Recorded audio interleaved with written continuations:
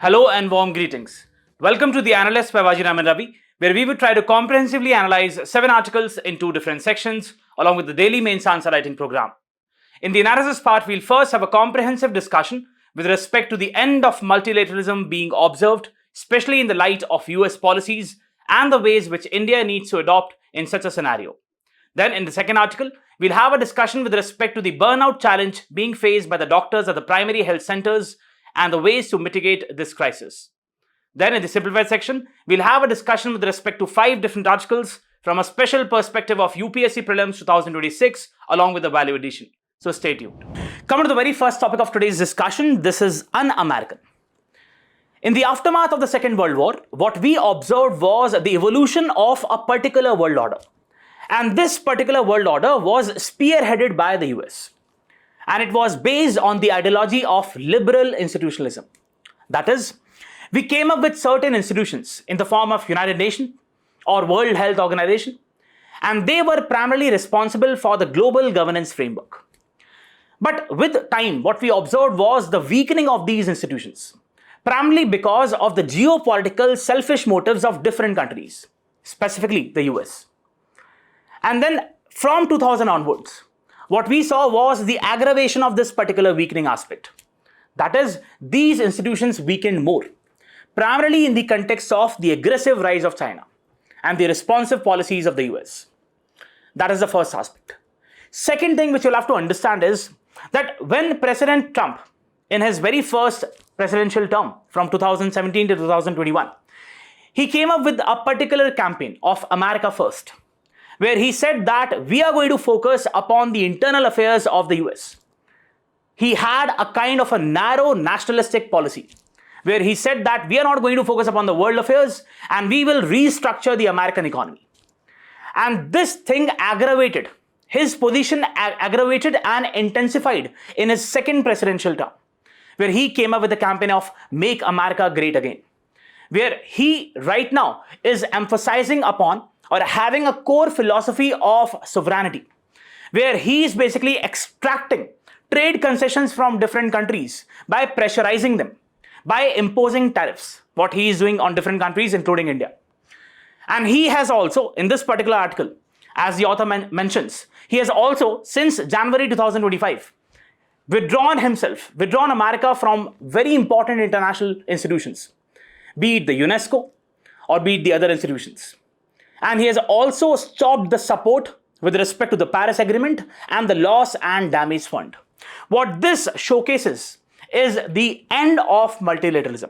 In a very beautiful piece of the Indian Express, C. Rajamohan writes about the existential crisis which United Nations is facing.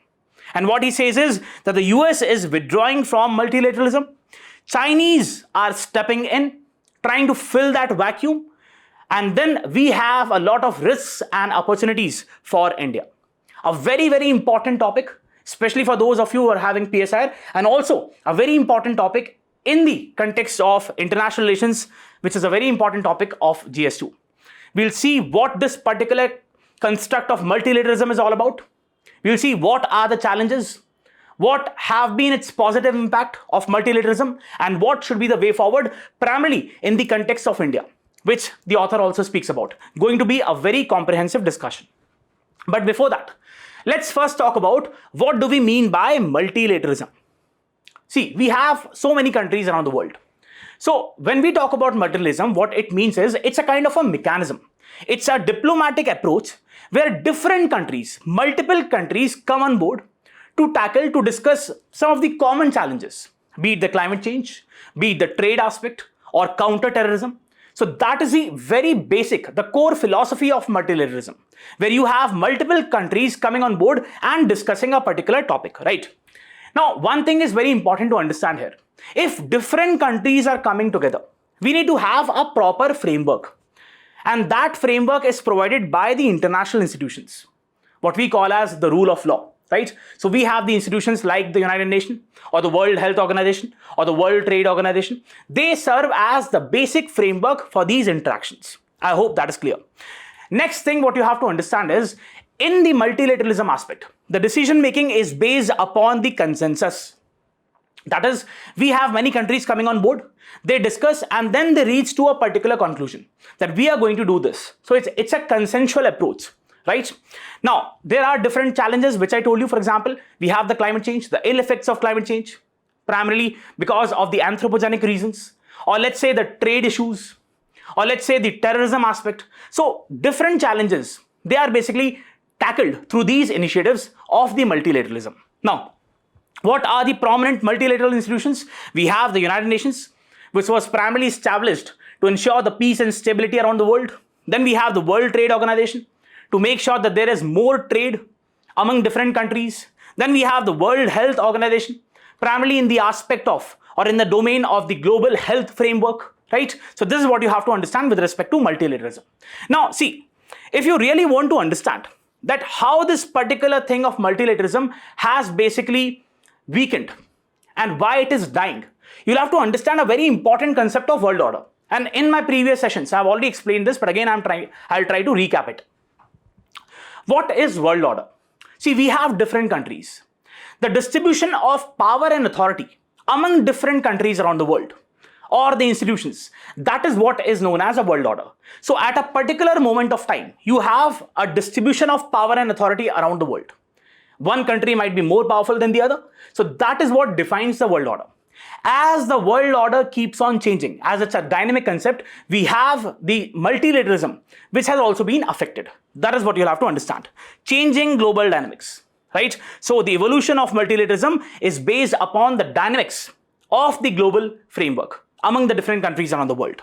Now, let's talk about the post-World War and the birth of multilateral institutions as I started the discussion.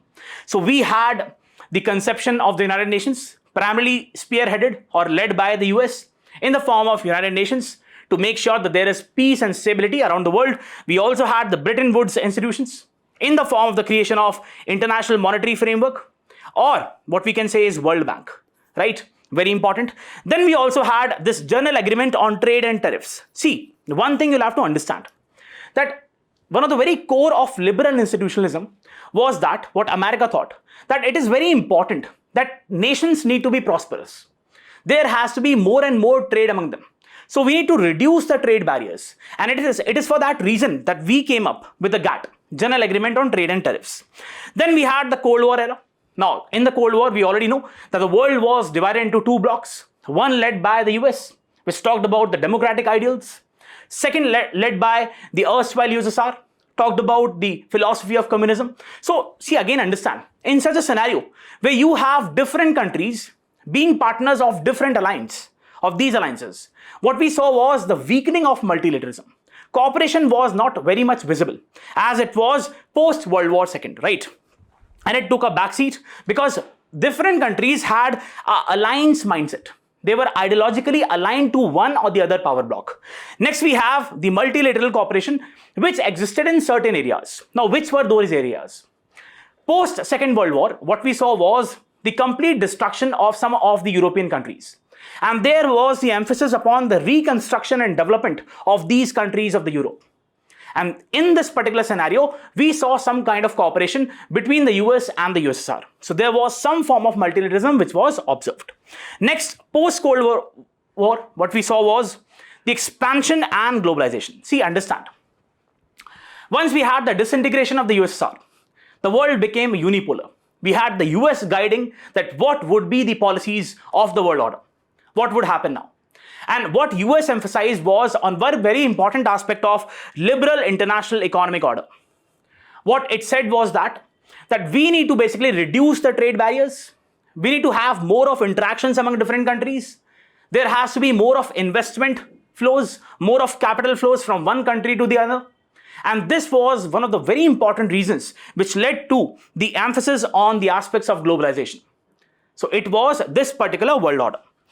We also saw the inception of the World Trade Organization. See, as I already told you, that we had the General Agreement on Trade and Tariffs. And one of the very comprehensive rounds or the discussion rounds of the GATT was the Uruguay round, which started in 1986 and then it ended in 1994. And this round was particularly responsible for the inception of World Trade Organization in 1995. So as to make sure that we have a particular framework with respect to the trade aspect. And we came up with the World Trade Organization. And it was in 2001 when China joined the World Trade Organization on the insistence of the US. That is one very important point you must know. We also saw the expansion of the European Union. See, you'll have to understand in that context that we had certain countries which were aligned to the USSR, and we had certain countries which were ideologically driven or influenced by the US. But what we saw with time was the expansion of the EU.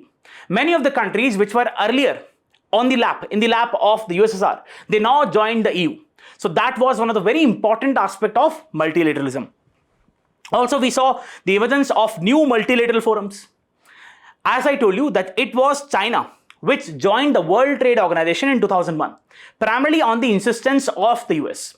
And what we saw after that was the aggressive rise of China. And that in one way or the other compelled the US to have stronger relations with China. And therefore, we have the Asia-Pacific Economic Cooperation, where both China and the US are the members. Or let's talk about the climate change. You must be aware of 1992 Rio Summit, United Nations Conference on Environment and Development, which was one of the stepping stones for different countries to come up with different actions in order to mitigate the climate crisis. So that was one of the very important aspects of multilateralism. Then we have the human rights. Human rights in the form of coming with the Paris principles, very important, especially from the perspective of the prelims. So that is how what we saw, especially after the disintegration of USSR, was the enhancement of these aspects of globalization and trade. Now, in the 21st century, as I told you, as soon as we started with the 21st century, there were certain challenges. What we observed was the aggressive rise of China in the Indo-Pacific construct, and that was a challenge for the US.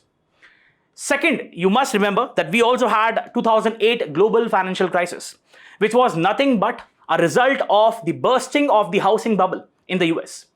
And you must also remember that we had the recession in India, right, in 2009-11. That was because of these situations. But even in this particular time, we had the cooperation among different countries. And if I were to tell you that we had the G20, which was initially institutionalized in 1999, and this was primarily responsible to make sure that we have a reignition. That is, the international economy must be re-sparked. And it was primarily the effort of the G20 which led to the recovering of the international economy, right? Then we have more diverse multilateral engagement. So after 2000, once we had the aggressive rise of China, we also had the rise of the other countries around the world, what we call as the multipolar world order. There was the development of a multipolar world order where different poles started emerging, be it India, be it Germany, be it South Korea. So at this particular juncture, at this point of time, we had the institutionalization of a particular organization, which was BRIC. So it was in 2009, where we had the Yekaterinburg Summit, where we had these 4 countries coming together and forming BRIC. And then in 2010, South Africa joined. And then we had this particular BRICS, coined by Jim O'Neill, right? Now, when we talk about the first term of President Trump, I've already talked about this. He came up with America First with very narrow national interest. And ultimately, what it resulted was that he started pressurizing different countries that you should do as we say, right? Next, what we saw was the COVID-19. Now, it was COVID-19 which basically made sure that various weaknesses of the global governance framework, they came to the open, right? Let's talk about the World Health Organization. When we talk about the COVID-19 crisis, what you have to understand is that the WHO faced a credibility crisis, primarily because it failed to basically fix the accountability with respect to the disease, the COVID-19. Or it also had issues with respect to the dispersal or the supply of the medical supplies, the diagnostic kits. And if you remember, we also had this particular aspect of vaccine nationalism being exercised by the developed countries, be it Germany or be it US. So that was one of the points which made people to realize that are these international institutions really working? So that is what you'll have to understand. And then we come to the second presidential stint of President Trump. Here what we see is that now President Trump, he is very clear about what he has to do. He is having a very narrow nationalistic approach where his core philosophy is to make sure that America focuses upon its internal restructuring and to extract the trade concessions from different countries so as to make sure different country do according to what the US says, what he is doing with India or what he is doing with the other countries. So that is what we will have to understand, especially in the context of the existential crisis which United Nations is facing. See, it is very important to understand the timelines. See, discussion is not just about bombarding the facts, right? Discussion means that you understand the philosophy, you understand the background so that things become clear for you, right? So this is what sets the background. Now, what is the importance of multilateralism? Does it mean that multilateralism did nothing to all of us? Or it was basically something which gave nothing to the world? No, it's not like that. When we talk about the global peace and security, what you'll have to understand is whenever we talk about the United Nations, it has one of the very important instruments, and that is the United Nations peacekeeping forces. According to the data of the UN itself, in the last decade, in the last 10 years, the United Nations peacekeeping forces have led to the reduction in the number of the violent incidents by 25%. See, we have these United Nations peacekeeping forces in different countries, in different conflict zones around the world, be it the African countries of Mali or South Sudan. So over there, they have helped to reduce the instances of violence. Then we have economic stability and trade. Be it the World Trade Organization. See, though it is primarily in a state of stalemate, it is in a state where it is not functioning very well. But what you'll have to understand is that WTO has helped to reduce the tariff and the non-tariff barriers. It has definitely helped to make trade more open among different countries. And it was this particular reason that from 2010 till 2019, there was a 25% increase in the overall global trade volumes, primarily because of this particular factor. Also, we have the G20, where the heads of the state, the finance ministers, the central bank governors, they meet, they discuss the economic policies. For example, we had the G20 summit in 2023 in India, right? So that is one of the very important points where we had different countries. India stood for making sure that African Union also becomes a part of the G20. That is what you'll have to understand. And environmental and health cooperation. Why we had almost 190 countries coming on board, signing the agreement with respect to the Paris, what we call as the Paris Agreement, in order to mitigate the climate issues or the ill effects of the climate change. Because it is because of the multilateralism. It is because of the knowledge that yes, climate change is a real phenomena, right? Or let's say the COVID-19. Definitely WHO failed in many of the aspects. But what you'll have to understand is that when we talk about the transfer of vaccines to the least developed countries, LDCs, or the developing countries, WHO was instrumental in that aspect. So definitely it has positive aspects also. What are the challenges being faced by multilateralism? The very first is the US and the China, especially in that context. We already discussed this, but again, I'm trying to re-emphasize. Whenever we talk about the geopolitical situation or the kind of current phase we have, the current world order, what you'll have to understand is two very important entities. Previously, we had the Cold War between the USA and the erstwhile USSR. Now we have the Cold War 2.0 between the USA and the China. Ideologically opposite. When we talk about the military dominance, both have a kind of a military dominance, though China has a military dominance in a region, whereas US has a global dominance in the military aspect. Talk about the diplomatic outreach. Both have a very strong diplomatic outreach, right? So talk about the economy aspect. China has been very aggressively growing when we talk about the economic aspect. So that is what makes this particular contestation. And when you have these two countries, for example, in his very first term, President Trump, he basically imposed 25% tariffs on the Chinese exports to the US, which were amounting to almost $300 billion. Can you just imagine? So this had, in one way or the other, effects on the global economy. So that is what you'll have to understand. And this has strained multilateral platforms, be it the World Trade Organization. You must be aware that there is the appellate body. See, this discussion is quite an interdisciplinary one, so that you understand various facts. That is what the ultimate objective of the analysis is. We have the appellate body of the World Trade Organization. This has been dysfunctional since 2019 because it requires a minimum number of judges to be there on that particular panel. But US has not allowed to basically fill that particular vacancy. So what we see is primarily because of these selfish motives of the relations between the US and the China, there is the effect on the global aspect. Then we have the economic inequality and power imbalance. See, as Dr. Jaishankar has also said many a times, that these institutions, be it the United Nations or be it the IMF or the other institutions, they were set up in that particular time frame of 1945. So they reflected the geopolitical realities of that time. Do these institutions reflect the geopolitical realities of the current world order? We have India as the fourth largest economy, which is soon to become the third largest economy by 2027. And it would surpass the US economy by 2075. Or we have the other countries like Japan, we have South Korea, which are again technological powerhouses. Why they are not included in these decision-making bodies, be it the United Nations Security Council? So that is one of the very important things you'll have to understand. There is a disproportionate influence of these countries, of the European countries and the US in these institutions, in the kind of the decision they take, be it the International Monetary Fund, the quota system, or be it the other aspects. Then the COVID-19 pandemic amplified inequality. After the COVID-19, what we basically observed was the deepening of the inequality between the rich countries and the poor countries. Poor countries have become more poorer. The rich countries have become more rich. Apple as a company, it has the total market capitalization of Apple as a single entity in the US. Its overall market capitalization is more than that of the 70 countries GDP combined. Can you just imagine? You combine the GDP of 70 countries together. That is even lesser than the overall market capitalization of the Apple. And that is just one entity I'm talking about.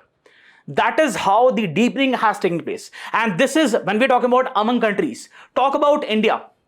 According to the World Inequality Lab report, what it says, that there has been there has been too much of divide between the rich and the poor in India.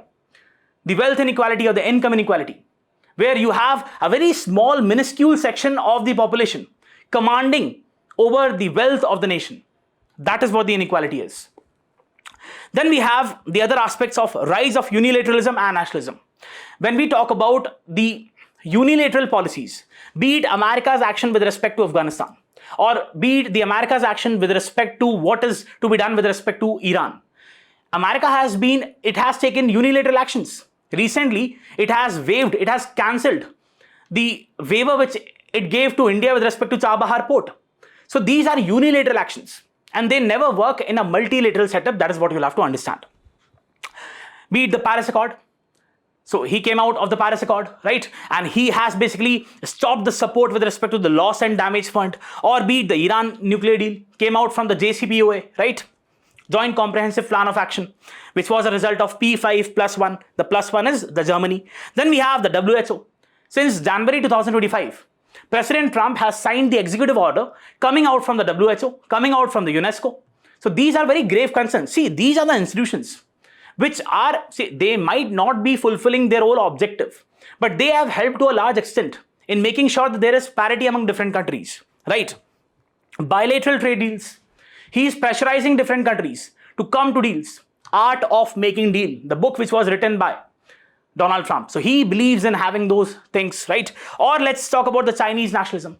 Whenever we talk about the aspects of America, we more or less focus upon what America is doing. But you'll have to understand what, in a very subtle manner, the Chinese are doing. China is an autocratic country which is following a kind of a Chinese nationalism. And that is the autocracy which is primarily responsible for the aggressive economic rise of China by Xi Jinping right now. And they have a kind of a middle kingdom syndrome where they have a kind of a superiority complex in comparison to different countries. So that is also you must understand. And that is a hindrance to the multilateral aspect. Then we have the Brexit. Once UK came out from the European Union, what you'll have to understand is that it was a sign of the weakening of multilateralism, right? Then we have the financial constraints. The United Nations is facing acute financial shortages. Why? Because let's give you an example that we have these peacekeeping forces. Very important, as I already told you. They face on an annual basis a shortage of almost $1.5 billion US in their overall functioning. This is a shortage which this particular peacekeeping forces are facing. Talk about the World Health Organization. the primarily dependence of the World Health Organization right now is on the voluntary contributions. See, we have two types of contributions to the World Health Organization. We have the SS contributions, which are based upon the GDP of a particular country. A regular amount has to flow to the WHO, and there are voluntary contributions. More than 80% of the total dependence of the WHO is on the voluntary contributions. That is the fragile nature of the financial setup of these institutions. Let's talk about the inefficiency and bureaucracy. When we talk about these institutions, be it the United Nations Development Program, UNDP or UNEP, they are having certain projects specifically in the LDCs, least developed countries and the developing countries. But they are not delivering project on a timely basis. Why? Because of the ineffective and slow bureaucracy.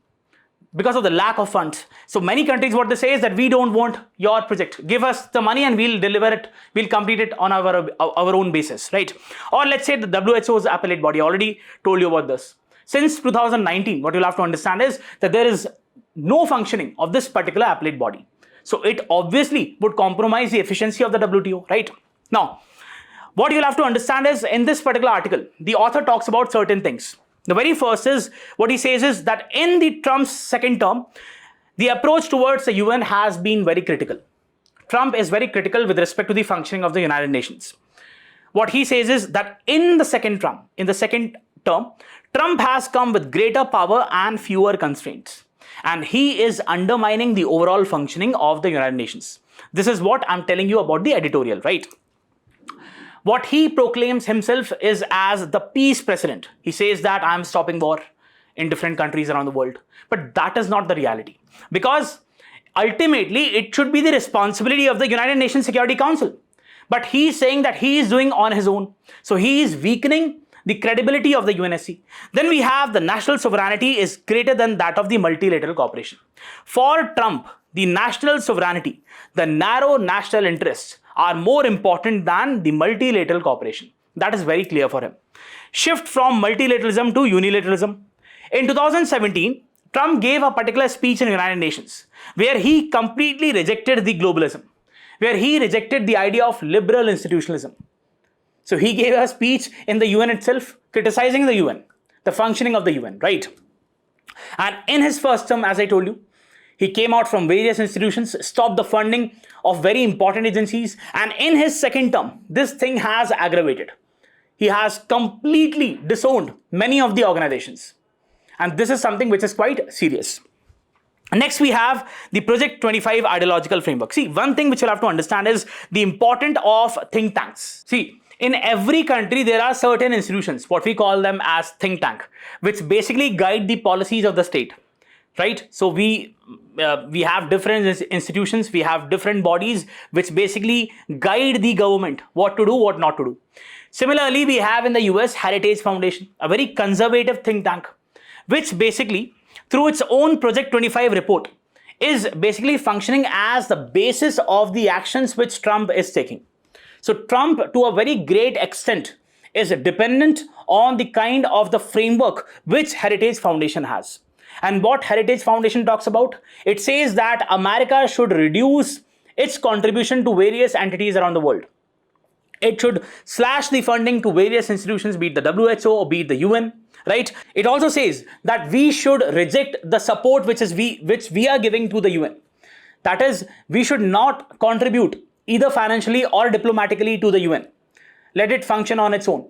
Let's focus upon our own internal affairs. And whenever we have the UN asking America to do something, what America says is that we will exit UN if you say this thing to us. So there are threats of exit which US is giving to the UN. Next aspect which you'll have to understand is that China's expanding role. In this particular circumstance, where US is basically retreating from the global affairs, we have China which is trying to fill the vacuum. And it is visible in many of the actions. Chinese officials have basically taken some of the very important seats in the United Nations. Or let's talk about the Belt and Road Initiative. There have been many initiatives which China has come up with in the European countries and the other areas of the world, be it the African countries or the Latin American countries, through its what we call as the debt trap diplomacy. Right? So this is one of the very areas which is of concern. And what it says is that it has a civilizational duty to basically make sure that it comes with a development project around the world, right? Then the structural challenge facing the UN. As I already told you, that there is a kind of a fatigue which is there, the multilateral fatigue. People, not just US, there are other countries also who are fed up with the functioning of these institutions. As I told you, the example of the COVID-19 crisis or the other things. People do not have that kind of confidence in these organizations as of now. And the gridlock which we are witnessing in the United Nations Security Council.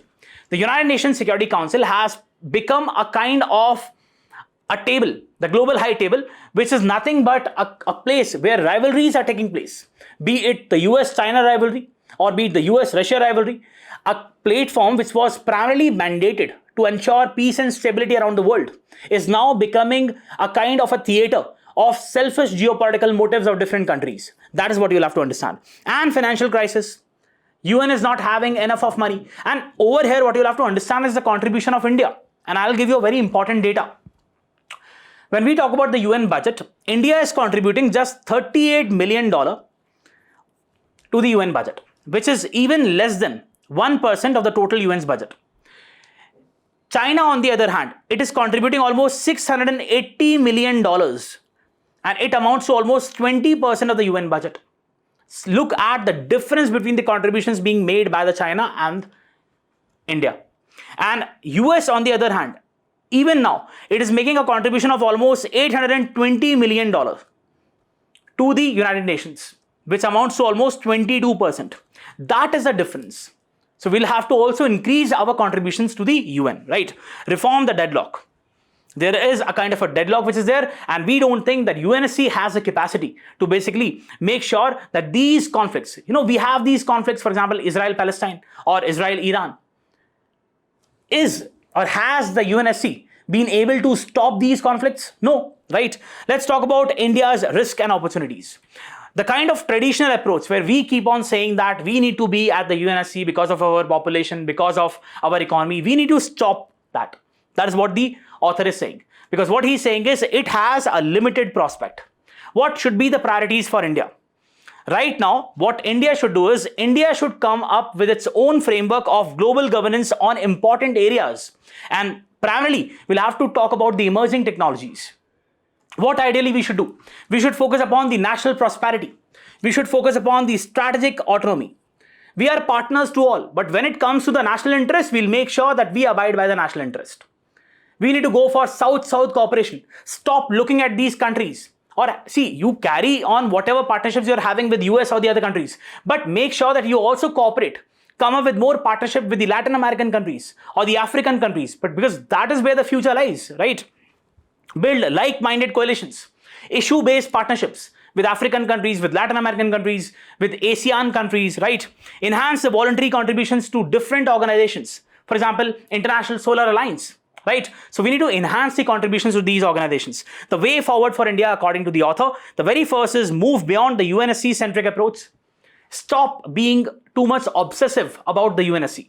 Focus upon other areas. Then push for broader UN reforms. Not just UNSC. It has to be made more participatory. We need to increase the voices of the global south, the African countries, right? Shoulder greater responsibility. We now cannot have a sitting on the fence approach. We'll have to take up some of the very important tasks, be it the climate change, be it countering terrorism. And India is definitely doing that. But we'll have to increase our efforts. New forms of multilateralism. As I told you, there can be the exploration of mini-lateral framework. Some countries coming together. For example, we have the Quad which focuses upon the peace and stability in the Indo-Pacific. Or we can have in the Indian Ocean region. For example, we have the Indian Ocean Rim Association.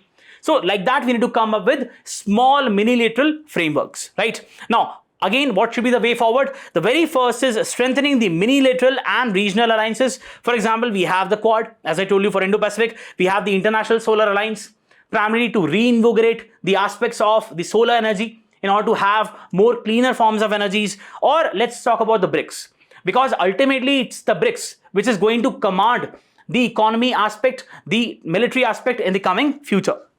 Regional development and innovation. We need to focus upon our own national development. Let's not see, US has imposed tariff on our products. So whatever exports, be it the steel or aluminium, which we were exporting to the US, now it's becoming more costly for the importers of the US because of the tariffs imposed. So why not utilize those things in India itself? In 2013, very important data, China utilized 50% of, contributed almost 50% of its GDP on its infrastructure creation. So we need to focus upon creation of our own infrastructure, right? Reforming the international institutions. So we have the G4. Tell me the names of the countries who are a part of the G4. For the reforming of the UNSC. Help increase the representation. Revisiting the WTO's dispute resolution mechanism. Since 2019, what we are basically witnessing is a kind of a stalemate with respect to the dispute settlement mechanism of the WTO. Primarily because US is not allowing the appointment of the judges in the appellate body. So there has to be a new mechanism so that we can reinvigorate, we can re-spark, we can reignite the functioning of World Trade Organization. Greater investments in sustainable development goals. Everyone around the world is focusing upon what is happening between Russia and Ukraine because geopolitical interests are involved, right? Military industrial complexes are involved. There are industries, the weapon making industries, right, who are investing a lot and then their supplies are increasing. Or let's talk about what is happening with respect to Israel-Palestine. Or let's say what is happening with respect to Israel and Iran. Why we are not focusing upon more substantive aspects? That is the sustainable development goals, which we have to achieve by 2030, right? So the focus must be realigned towards achieving the sustainable development goals. Reduce economic disparities, the widening inequalities which we have. Annual investment of almost 5 to 7 trillion US dollars is required for the realization of these sustainable development goals by 2030. Why we are diverting the funds to these aspects? People are dying. And that is what we'll have to understand. That is what the multilateral organizations need to do. But that is what we are witnessing, that there is complete failure. Digital and technological cooperation. Very, very important. Be it the climate change, be it the health aspect. We need to basically focus upon utilizing technology for these particular areas. Let's talk about the renewable energy, or let's talk about the battery storage system. So there is a technology which is involved here. Or let's talk about the disease surveillance mechanism. Or let's talk about coming up with more economic vaccines or medical supplies for the least developed countries. We need technologies for that, right? So we need to utilize technologies in these domains. For example, we have already done with respect to COVAX or GPI, Global Partnership on Artificial Intelligence, to make sure that the benefits of the artificial intelligence are shared more equitably among different countries. This is what you'll have to understand. I understand it's a very comprehensive discussion, but that this was to be done because it is a very important part. What we are trying to emphasize is that right now we have a fragmented world order where we have the policies, especially by the US, on a very narrow national basis. So we'll have to come up with those initiatives, with those actions, which basically make sure that we focus upon the real areas. Be it the development, we'll have to focus upon the national prosperity. We'll have to make sure that we abide by the strategic autonomy, and we should also focus upon the South-South cooperation, right? Because that is where the future lies. Let's have a means practice question. In the light of the recent global developments, discuss the notion of end of multilateralism, analyze the factors contributing to its perceived decline, and suggest ways as to how India should navigate in a post-multilateral world. 15 marks, 250 words. Please write an answer to this. And yes, if you're liking the initiative, do not forget to press the like button and also let us know in the comment section. Let's go to the next topic. Coming to the next topic, this is with respect to the burnout challenge being faced by the doctors working at the primary health centers. What you'll have to understand is that the primary health centers, they form the bedrock of the overall healthcare service delivery in the country. And because of the sheer number of patients who come at these PHCs, and the other tasks, what we see is that these doctors and other healthcare professionals, they are being overworked. They are fatigued. And this compromises their mental stability. This compromises their efficiency. This compromises their efficacy.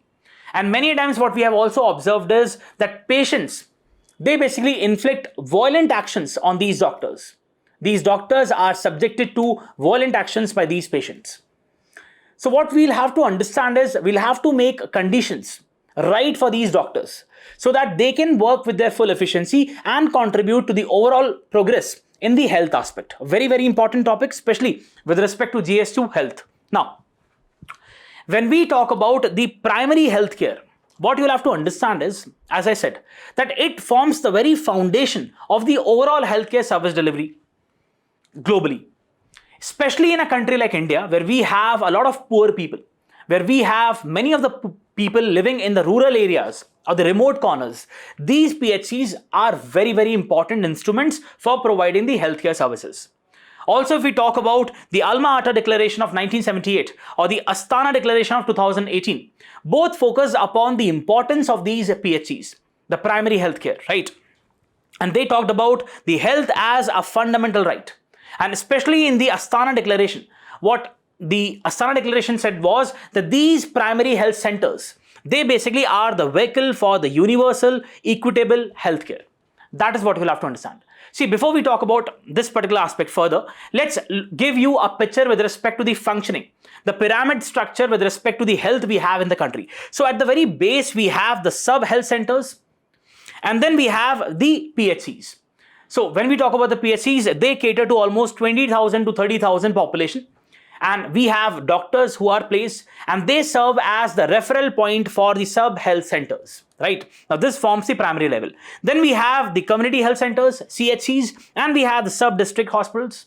If you have a particular person suffering from a more critical disease, then he would be referred to these areas. And then finally at the apex, we have the district hospitals and the multi-speciality, super speciality hospitals, especially in the top cities. That is what the overall structure is. For example, in the form of the AIMS, right? The top tier. See, whenever we talk about the primary healthcare aspect, what you'll have to understand is that it was way back in 1946 that the Bore Committee talked about the importance of having a robust primary healthcare setup. What it said was that there has to be a foundational vision with respect to integrated primary health services. What does it mean? That we need to focus upon the preventive healthcare, we need to focus upon the curative healthcare, and we also need to focus upon the community participation. That is what the integrated primary health services was all about.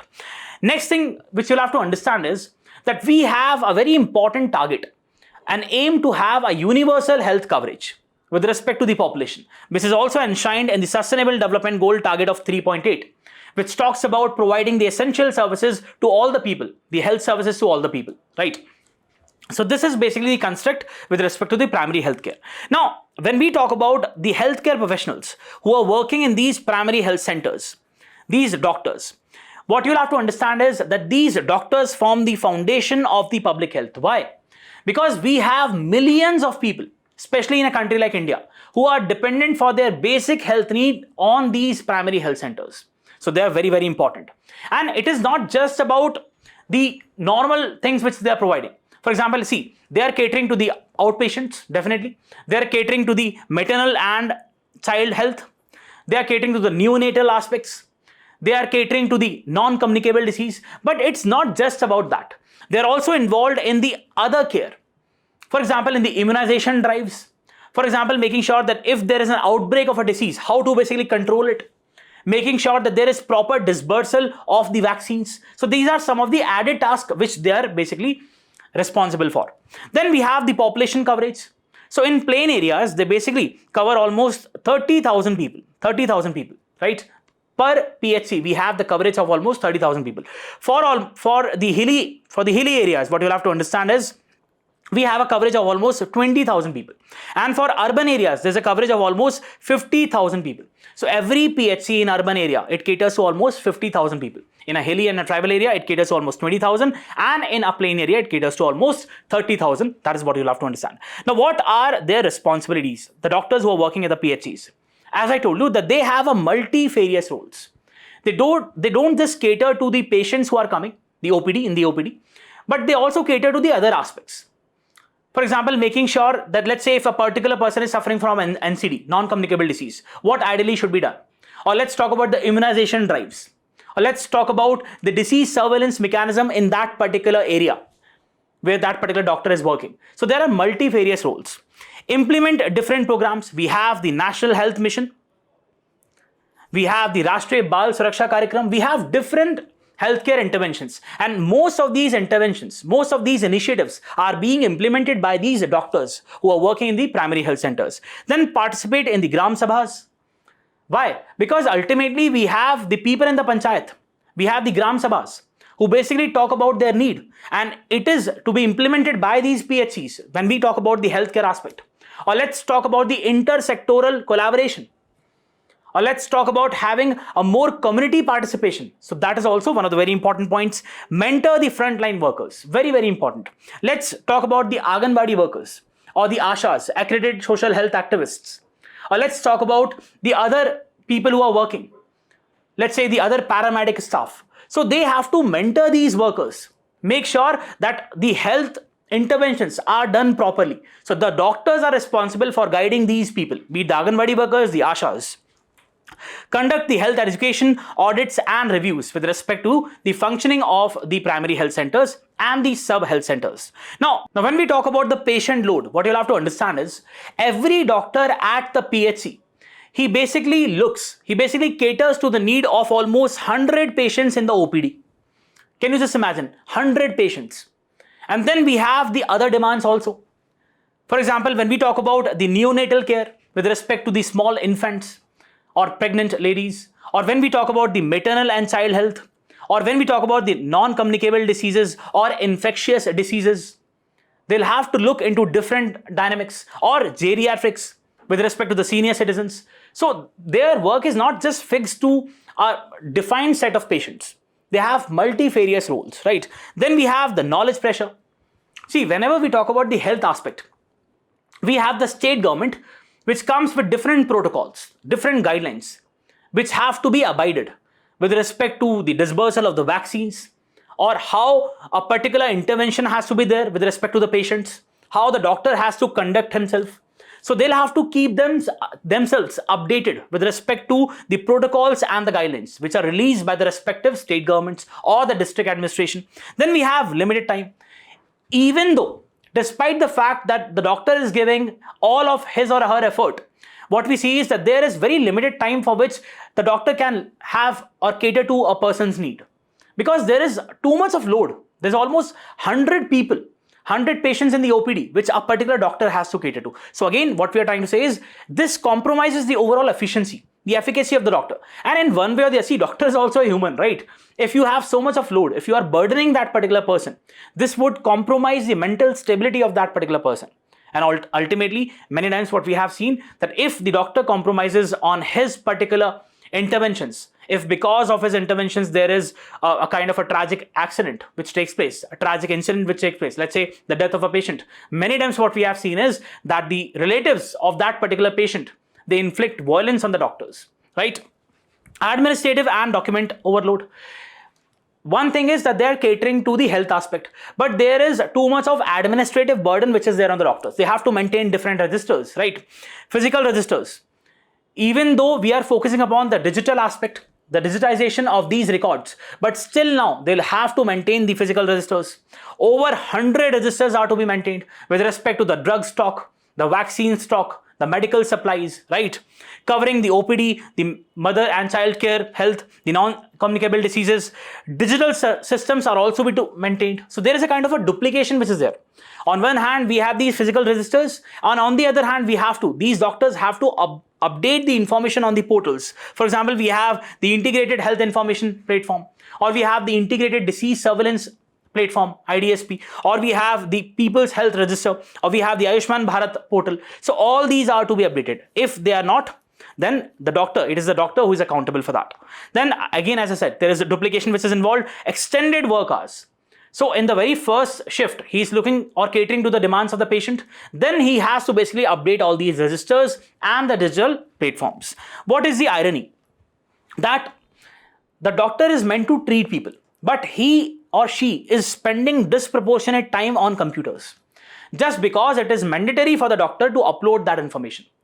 Can't we have other human resource or specific trained personals for this aspect? Definitely we can. Why you need to burden the doctor?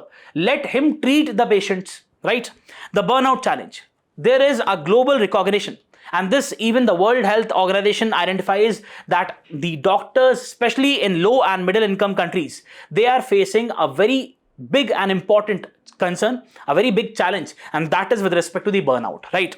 Symptoms are emotional exhaustion, detachment, weakening of the efficacy of that particular doctor, right? He's not that efficient. He or she is not that efficient in his work, right?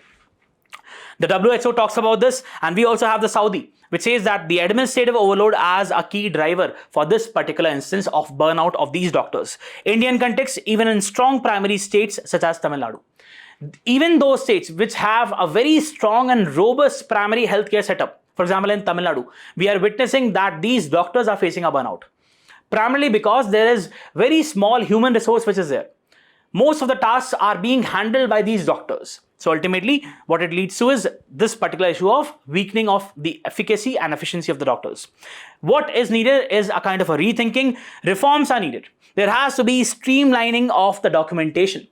Why to have these manual books if you are already having the digital systems, right? Then automate task. Why not delegate? Delegate the responsibility to someone else. Hire more people. Why you are asking doctors to upload these files, right? Focus upon facilitation. Make sure that there is a conducive environment for the doctors. They feel, see, that is one of the problems. We have people, we have doctors who qualify from very good institutes in the country. And many times either they work in the top medical hospitals in the country, for example, we have Medanta, or they fly to other countries. Why they are not really inclined to work in rural areas? You'll have to find the reasons. Many of them really want to work in the rural areas. But why they're not able to is because of these conditions. Because they're being overworked. They are doctors. Make them do the tasks for which you have made them doctors. That is what you'll have to understand. Global example is 25/5 campaign in the US, which seeks to reduce the documentation by 75% by 2025. Indian vision, we need to go back to the Bore Committee's principle. Integrated vision. Bore Committee talked about that we need to integrate three aspects: the preventive care, the curative care, and the community promotion, the community participation also. So why we have shifted from this aspect? Doctors should only focus upon these three aspects: preventive care, curative care, and community, the health promotion in the community. Preventive services and community involvement. Linked to the universal health coverage, if we have to realize the vision of Sustainable Development Goal 3.8, essential health services to all the people, then we'll have to focus upon making sure that these doctors are given conducive environment so that they can have essential services with respect to the health, safe medicines, and financial protection. Primary healthcare as a gateway for UHC. So you'll have to understand, especially if we know that these PHCs are the most important instruments at the rural areas, in the rural areas or the remote corners of the country, we'll have to basically accept the fact that we'll have to give or provide conducive environment to the doctors if we have to realize the vision of universal healthcare. Without strong PHCs, Sustainable Development Goal 3 would remain unfulfilled. Way forward, recognize the PHC's doctors' clinical, community, and administrative contributions. Make things more easy for them. Delegate the responsibilities, the administrative responsibilities to the other staff, right? Provide them the protection which is needed. Invest in their well-being, staffing, and support systems. Reimagining the primary care, vital investment, not as a cost center. Primary healthcare is something which is very important in order to basically stop the outbreak of a disease, for the disease surveillance, making sure that people are healthy at the grassroots level. So you'll have to invest in the primary healthcare aspect and ensure the Ayushman healthcare begins with those who deliver it. We'll have to understand that you are focusing upon the Ayushman Bharat, right? But you'll have to begin with this aspect of Ayushman doctors first, right? So that they are in a better condition to treat the people and to cater to the health aspects of the people. Very important topic, has been in the news because of the violent actions being faced by these doctors. So keep a track of it. Let's have a mains practice question. The primary health centers doctors are the backbone of the India's public health system, but face heavy clinical loads, administrative burdens, and burnout. Examine the key challenges confronting the PHC doctors and suggest measures to strengthen the primary care so as to progress towards universal health coverage. Very important. Please do write. Let's go to the next section. Coming to the simplified section, we have the first topic which talks about the importance of traditional medicine, specifically Ayurveda. So we have September 23rd, which is being celebrated as the Ayurveda Day. We have a particular column which has been published in the Hindu, written by the Union Minister of State for Ayush. The article gives us very important factual information with respect to the Ayurveda. What is the valuation in different countries and also in India? Why we should enhance the coverage of Ayurveda? right? What all actions we should take. And again, it also gives us the important points with respect to the research which is being taken in the domain of Ayurveda.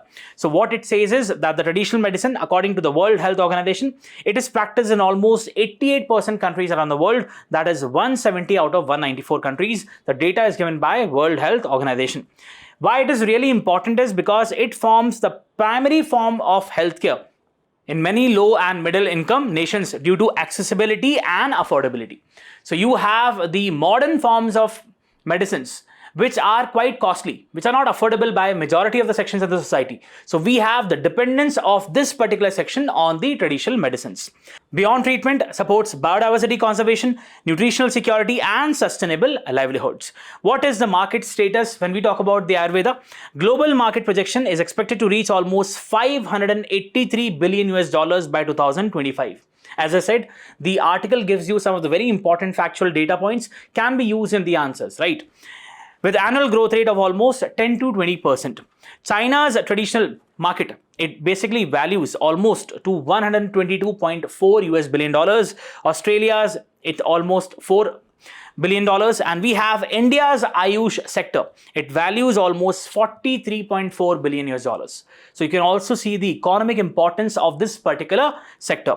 Shift in the philosophy from reactive treatment to preventive and holistic care. Why do we see that organic forms of medicines, or let's say people are more relying on the organic foods? They're more relying on the Ayurveda. Why? Because they do not want to have a kind of a reactive approach. Once the disease developed, now they are taking medicines. They are now focusing upon the preventive aspect and holistic. That is, it includes also the mental well-being, right? Industries expansion, Ayush sector has more than 92,000 MSMEs, micro, small and medium enterprises, and they grew nearly 8-fold in a decade. So definitely one of the reasons is the impetus being given by the government. Revenue, the manufacturing grew from almost 21,000 crores in 2014-15 to 1.37 lakh crores, while the services generated almost 1.67 lakh crores. Huge contribution to the overall economy. Exports, India exports Ayush herbal products worth almost $1.54 billion to more than 150 plus countries. And mind that we are exporting these items to some of the very developed countries around the world, right? Public awareness, we have the NSSO survey, the National Sample Survey Organization, which basically showed that 95.9 to 96% awareness, with 50% using Ayush systems, Ayurveda most preferred. So that is what you'll have to understand. People are more receptive to Ayurveda as compared to the modern medicines. Scientific validation and research. So here the author also talks about why we are also focusing upon having more research in this particular area, be it the All India Institute of Ayurveda or the National Institute of Ayurveda or the Institute for Training and Research in Ayurveda or Central Council for Research in Ayurveda Sciences. So we have these institutions which are primarily mandated to look into the research aspect with respect to Ayurveda. Focus areas, clinical validation, drug standardization, integrative care models, traditional plus modern. India's global outreach, bilateral and institutional. So what we are doing is, in our agreements with different countries, we are also incorporating the Ayush aspect. 25 agreements, 52 partnerships. We have 43 centers in 39 countries. 15 abroad chairs are there, the academic chairs in different institutes. Major milestone is the WHO Global Traditional Medicine Center in India, which focuses upon the modern sciences, the integration of technology in the form of artificial intelligence, and also the digital health aspect. AI application for clinical validation, for big data analytics and predictive healthcare. So we are basically incorporating more of technology in these domains also. Now, what is the core philosophy of Ayurveda? The very objective is the balance between the body and the mind, humans and nature, consumption and conservation. So it is not based upon the extractive mindset. It is based upon the balance between the human and the nature, right? The mind and the body. Holistic vision extends to the veterinary care, plant health and planetary well-being, what we term as the One Health approach, where we integrate all the aspects. Relevance offers solutions to lifestyle diseases and climate change challenges. What is the theme of this particular year? Ayurveda for People and Planet, observed on September 23rd, the Ayurveda Day, symbolizes Ayurveda as not just a healthcare system but also a global wellness movement to make sure that there is the upliftment of the mental well-being of the people also. Represents the preventive, inclusive, affordable and sustainable healthcare alignment with the global health needs. So that is what you have to understand with respect to Ayurveda. Possibly, you can have this particular content in your answers in the mains. Let's go to the next topic. Come to the next topic. This is with respect to a very serious concern of noise pollution. So what the authors are saying is that there have been increasing instances of noise pollution in various cities around the country. And one thing which they're stressing is that it has been one of the serious reasons, one of the concerning factors for the depression which is there in the people, the anxiety, and this in one way or the other is also shortening the life of the people, right? One health hazard that has crept up unacknowledged is the noise. It is already recognized as an air pollutant under the Air Prevention and Control of Pollution Act. So this is a prelims point which you need to understand. Noise is recognized legally as a pollutant under the Air Prevention and Control of Pollution Act of 1981.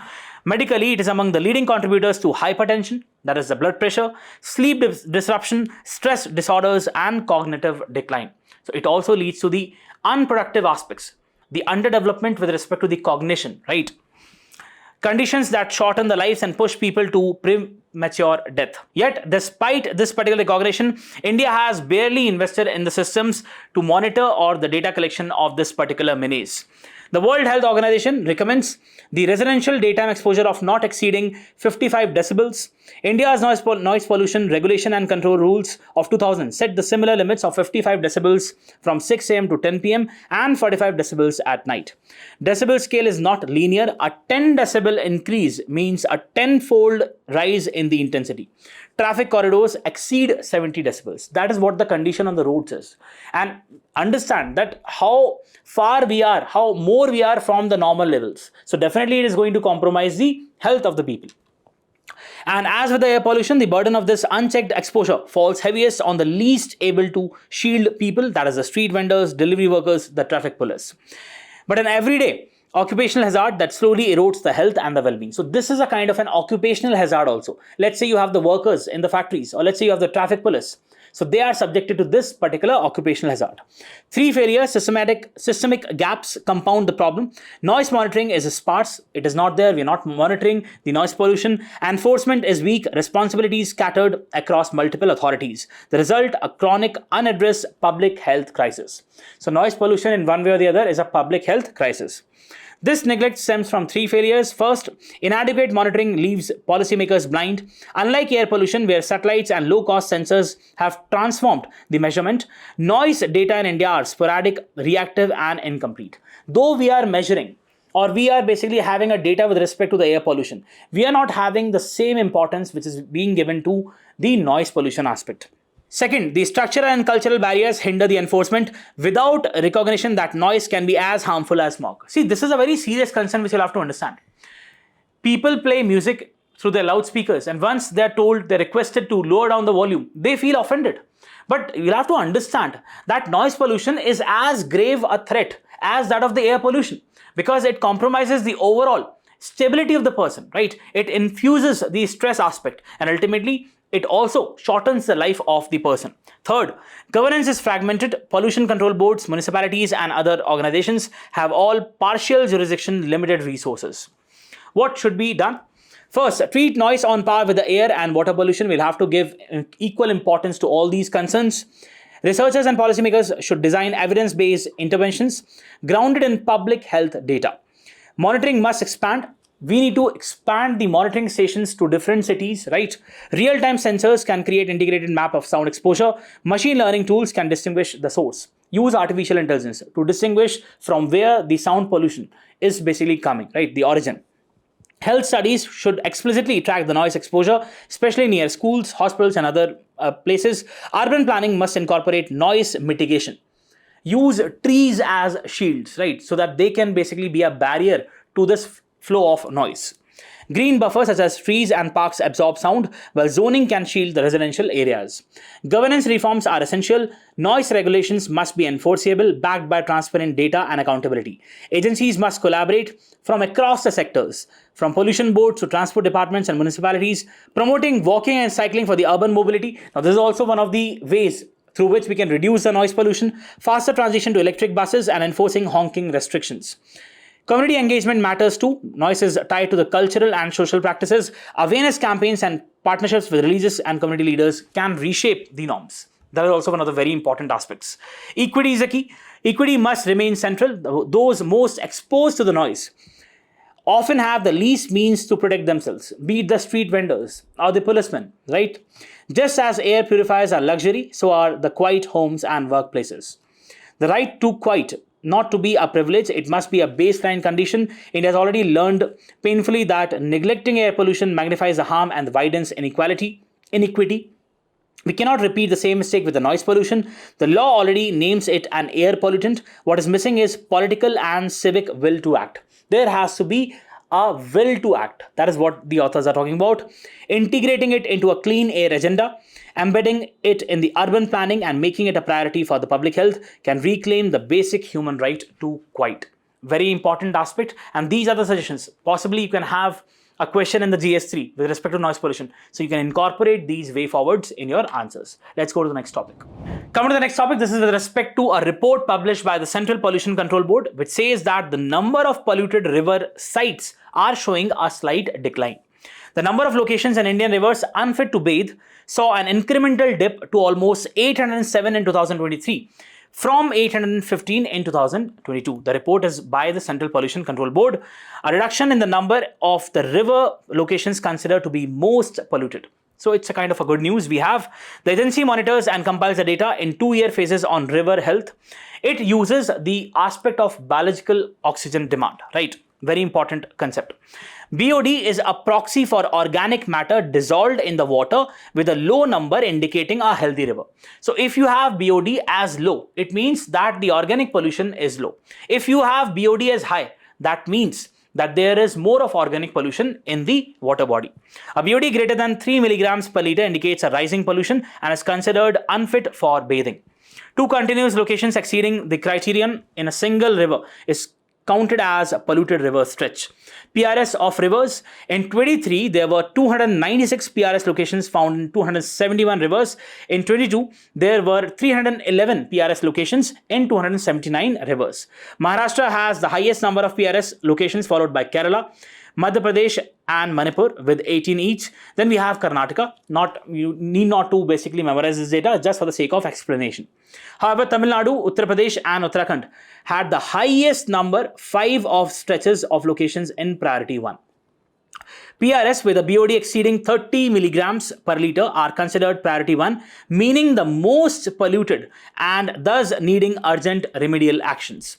In the latest assessment, the number of priority 1 stretches reduced from 37 from 45 over the 2022 assessment. So there has been a reduction. The CPCB network monitors water quality at 4,736 locations. So they have their monitoring stations, right, across the country, including rivers, lakes, creeks, drains, and canals. So this is one of the news. Let's talk about the CPCB. Established in 1974 under the Water Act of 1974, governing legislation. So does it only cater to the water aspect? The answer is no. It also caters to the air aspect. So we have the Water Act of 1974 and we have the Air Act of 1981. That's what you'll have to understand. Functions. It acts as a statutory organization, remember, under the Ministry of Environment, Forest and Climate Change, advises the central government on the pollution-related matters, comes with various policy interventions, and then the government basically carry out that. Coordinates activities of the state pollution control boards, monitors the pollution levels of air, water and soil across India, develops and enforces the environmental standards such as effluent and emission norms, the waste which is coming from the industries, what is a permissible level of pollution which is allowed, that is the effluent and emission norms, right?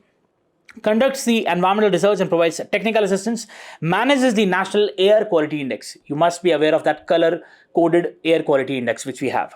Key initiatives, we have the National Ambient Air Quality Management Program, we have the National Clean Air Program, effluent monitoring for the industries discharging into the rivers and water bodies. What are the challenges being faced by this CPCB?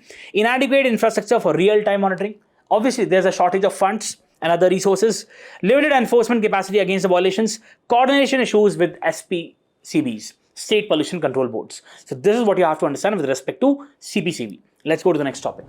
Coming to the next topic, this is with respect to a very important body of Aircraft Accident Investigation Bureau. So the Supreme Court on Monday, it censured the selective release of the preliminary report of the Aircraft Accident Investigation Bureau on the unfortunate June 12 Air India crash in Ahmedabad and said that the media reports attributing blame to pilot error before the inquiry was complete was irresponsible, right?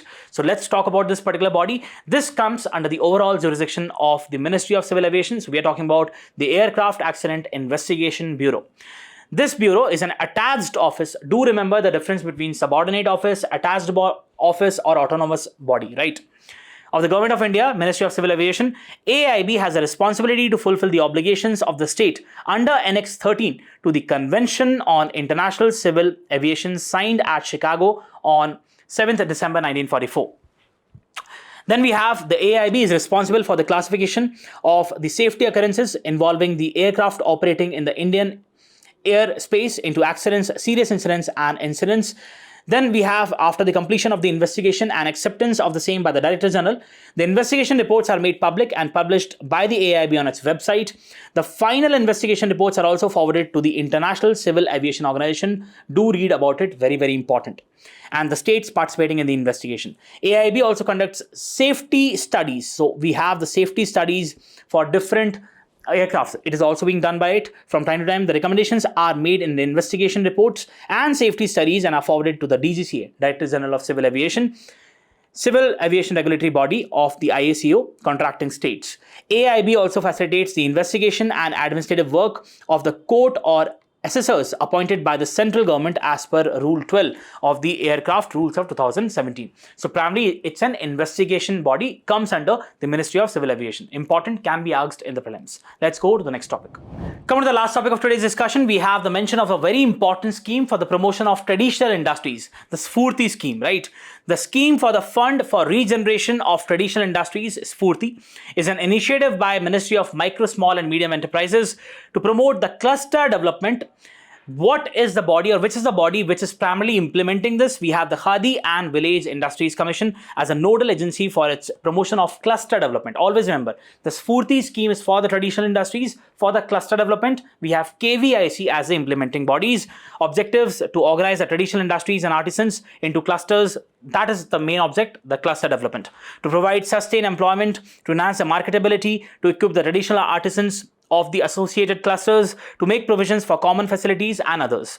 Who can apply? The non-governmental organizations, institutions of the central and state governments, semi-government institutions, field functionaries of the central and the central government, and also the Panchayati Raj institutions. Again, a scheme. This you can use in your mains answer, and there can also be a question in the prelims. So that is it for today's discussion. I hope you really enjoyed. All the very best. Thank you so much.